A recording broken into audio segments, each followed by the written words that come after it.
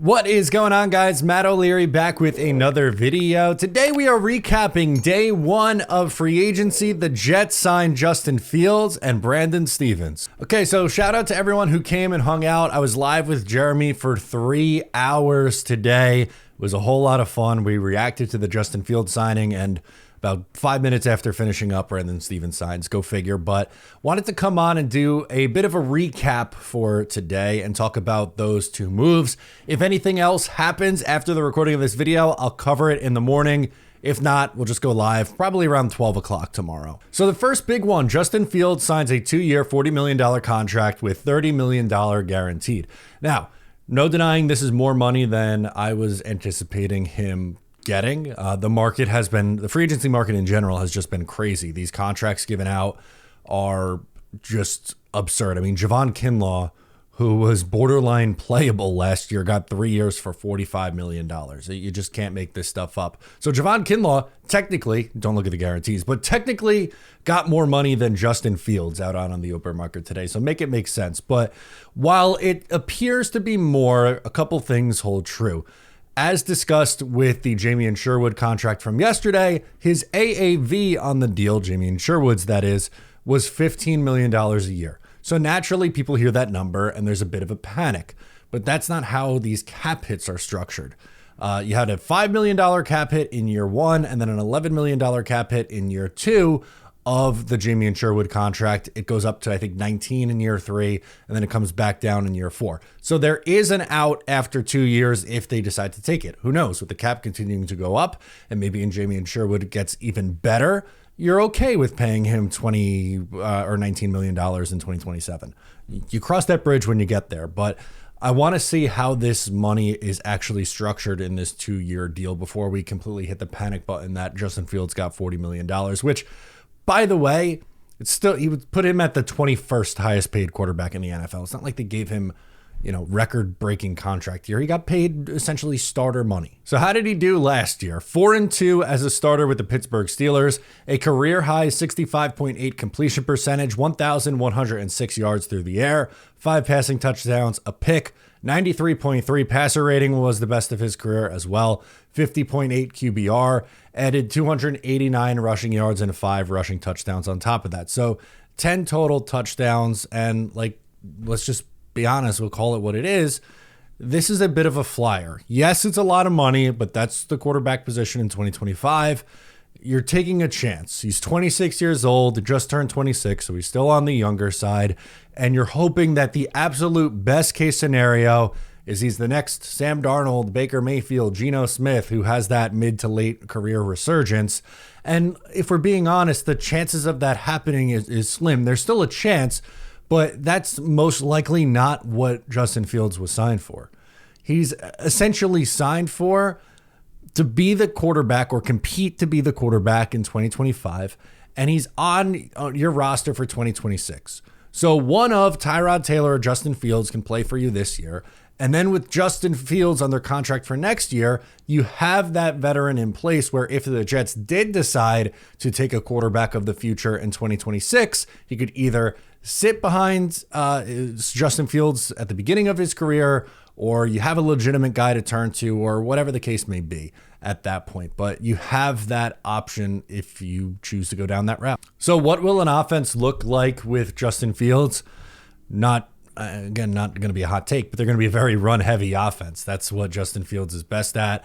Right now, he struggles going through progressions, and he takes a lot of sacks. He holds onto the ball for a long time, and he takes a lot of sacks. So if you're Tanner Engstrand, and if you're trying to make an offense that will highlight the strengths of Justin Fields, it's going to be a lot of quick hitters. It's going to be a lot of play action fake. It's going to be a lot of a run game. It's not going to be these long developing plays. It's going to be a lot of quick stuff, dump offs to the running backs out of the backfield. Tight end is going to have to be involved, which that's still a very big need as of right now. And I would expect them to be under center significantly more than what they were a year ago with Aaron Rodgers, who spent very little time under center last year. He ran pretty much specifically out of the shotgun. But at least with Justin Fields, the offense is going to have an identity. They will be, or this team even will have an identity. It's going to be similar to 2009. Now, games changed a lot since then, and, the defense is not nearly as good as what it was in 2009, but their identity is going to be physical on defense, run the ball, grind it out to win the game.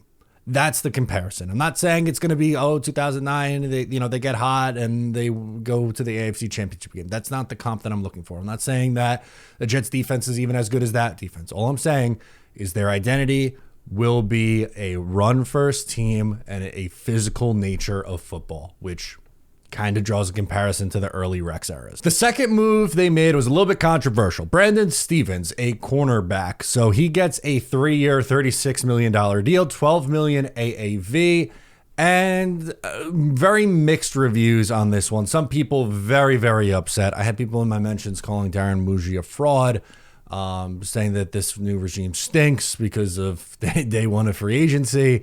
It all seems to be a bit much, and I don't want to be the I have to go to bat for Brandon Stephens guy, but can we just talk through it and use our brains instead of just reacting to and saying everything sucks? He started the last 2 years at cornerback for the Ravens. He's a big outside corner, 6'1", 215 pounds. Now, that's a little bit of more money than you'd anticipate for someone who's been a shaky starter at best. I thought he looked better in 2023 than he did in 2024, but he really struggled in 2024 with penalties, yardage, touchdowns allowed. Those were a big issue for him and obviously very important things. But something that stood out to me that I don't think was an accident, Zach Rosenblatt was very quick to call out that this could be a move at safety, because as a rookie, Stephens played the safety position. And with his size and physicality and some of his struggles at outside corner, you wonder, or it's hard not to let your brain go there, is he better suited at that safety spot? And as of right now, as of recording this around 8 o'clock on Monday, the New York Jets have not signed a safety to this point. So the logic here is either twofold. One is it could be that they're trying to convert him to play safety and they think he's a better fit there, or they see his size, they see his physicality, and they think they could get more out of what he's shown through his first few years with the Baltimore Ravens. And look, people will, go right to the PFF grades and be concerned because they're not great, and they're not. 3 out of the 4 years, he's been somewhere in the 50s in grades. But who else had a similar start to his career that turned out pretty good for the Jets last year as a free agent signing? John Simpson from the Baltimore Ravens. Terrible PFF grades his first few years. Comes to the Jets, awesome. Very good Pro Football Focus grade. And people want to use the PFF grades when it fits the narrative that they want to push. So you got to take those with a grain of salt. But I'm not saying that this guy's going to turn into top 5 corner in the NFL. I'm not saying that. But what I want to do before we jump down Aaron Glenn and Darren Muji's throat is to see what their plan is. Is it to be at safety?